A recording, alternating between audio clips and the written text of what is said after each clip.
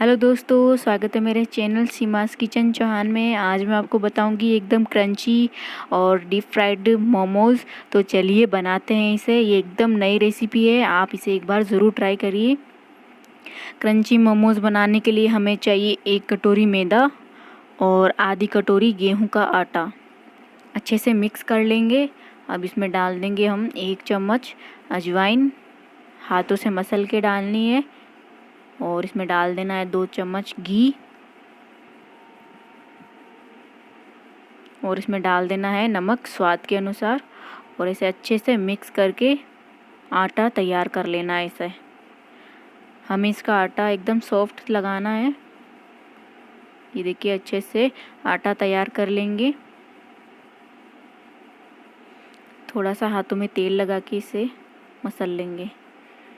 अब हम इसकी स्टफिंग तैयार कर लेते हैं। स्टफिंग के लिए यहाँ पे मैंने 2 चम्मच तेल, जिसमें 1 छोटा चम्मच जीरा डाला है और 1 चम्मच राई डाली है।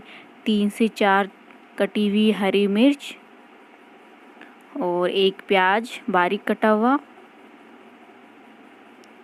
अब इसे अच्छे से भून लेंगे।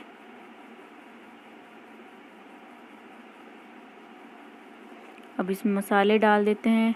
हल्दी डाल दूंगी मैं आधा चम्मच, धनिया पाउडर 1 चम्मच, लाल मिर्च पाउडर आधा चम्मच, भुना हुआ जीरा आधा चम्मच या फिर 1 चम्मच भी डाल सकते हो।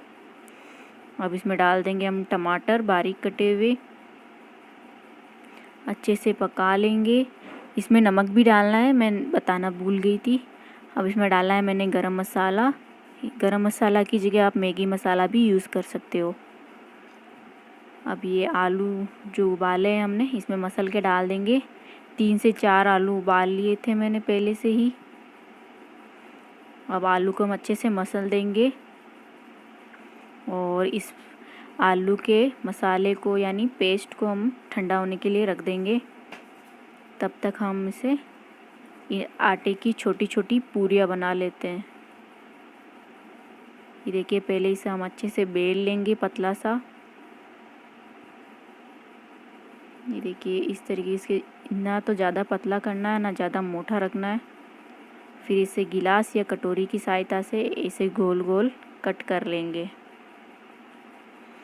ये देखिए, ऐसी छोटी छोटी पूरी बना लेनी है इसकी। अब इसमें हम स्टफिंग भर देंगे आलू की। ये देखिए, ये आलू की स्टफिंग भर लेंगे और इसके चारों तरफ पानी लगा देंगे ताकि अच्छे से चिपक जाए।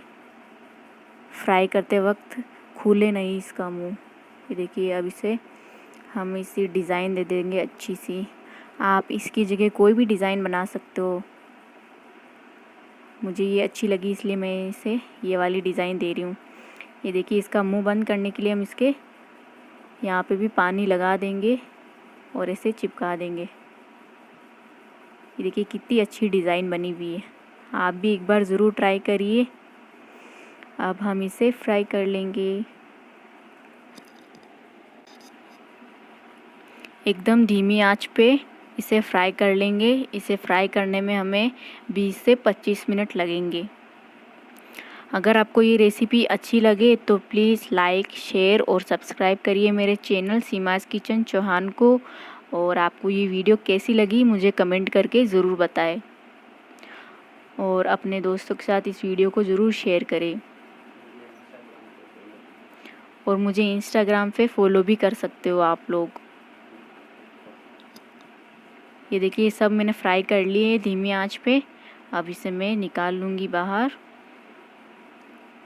ये बहुत ही स्वादिष्ट बने हैं। आप भी एक बार ज़रूर ट्राई करिए इसे और मेरा वीडियो पूरा देखिए। मेरी और वीडियो देखने के लिए इस आई बटन पे क्लिक करिए। Thank you.